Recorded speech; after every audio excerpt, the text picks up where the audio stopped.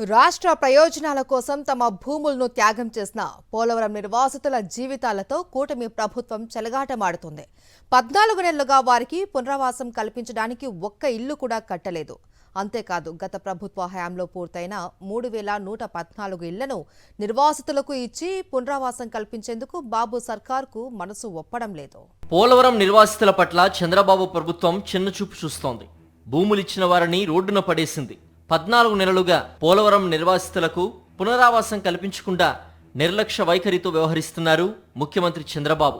2024 మే నాటికి దాదాపుగా పూర్తయిన 2279 ఇళ్ల నిర్మాణాలను కంప్లీట్ చేసే దిశగా చర్యలు చేపట్టలేదు. దీంతో ఆ పునరావాస కాలనీలు ముళ్ల పొదలతో చిట్టడవిని తలపిస్తున్నాయి. ఆ ఇల్లు 14 నెలలుగా వృధాగా ఉన్నాయి. ఇక నిర్వాసితుల కోసం ఇంకా 16,170 ఇళ్లను నిర్మించాల్సిండగా 14 నెలలుగా ఒక్క ఇంటి నిర్మాణాన్ని కూడా చేపట్టలేదు. నిధులు లేవేమో అనుకుంటే పొరబడినట్లే.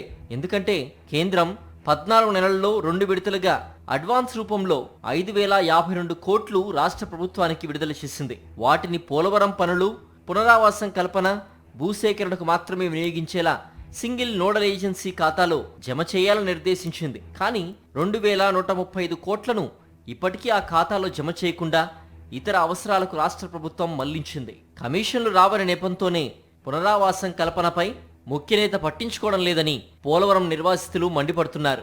41.15 మీటర్ల ఎత్తు వరకే నీటిని నిల్వ చేసేలా పోలవరం ప్రాజెక్టును పూర్తి చేసేందుకు అవసరమైన 12,157 కోట్లు ఇచ్చేందుకు 2024 ఆగస్టు 28న కేంద్ర కేబినెట్ ఆమోదం తెలిపింది. పోలవరంలో 41.15 మీటర్ల ఎత్తు వరకు నీటిని నిల్వ చేయాలంటే 121 గ్రామాల్లోని 38,060 కుటుంబాలకు పునరావాసం కల్పించాలి. ఇందులో 34,360 కుటుంబాలు పునరావాస కాలనీల్లో ప్రభుత్వమే ఇల్లు నిర్మించాలని కోరగా మిగతా 3,700 కుటుంబాలు తమకు తామే కట్టుకుంటామని చెప్పాయి.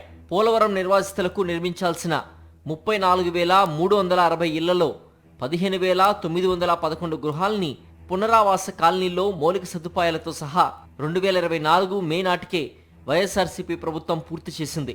మరో 2,279 ఇళ్లను దాదాపుగా పూర్తి చేసింది.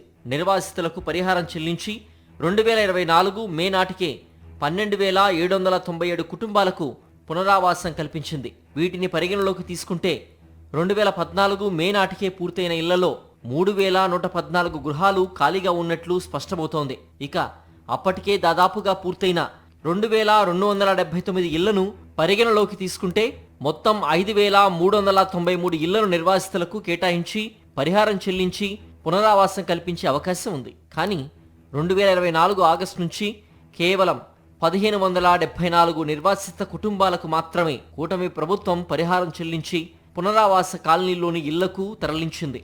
దీన్ని బట్టి చూస్తే ఇప్పటికీ పునరావాస కాలనీల్లో పూర్తయిన 3,819 ఇళ్లు ఖాళీగా ఉన్నట్లు స్పష్టమవుతోంది. ఇక పోలవరం ప్రాజెక్టు పనుల్లో 2014-19 తరహాలోనే ముఖ్యనేత ఇప్పుడు కూడా కమిషన్లు అధికంగా వచ్చే పనులకే ప్రాధాన్యం ఇస్తున్నారని నిర్వాసితులు మండిపడుతున్నారు. మరోవైపు గోదావరి వరదలకు ముంపు గ్రామాల్లోకి నీరు చేరడం, రాకపోకలకు వీలు లేకుండా పోవడంతో నిర్వాసితులు తీవ్ర ఇబ్బందులు పడుతున్నారు.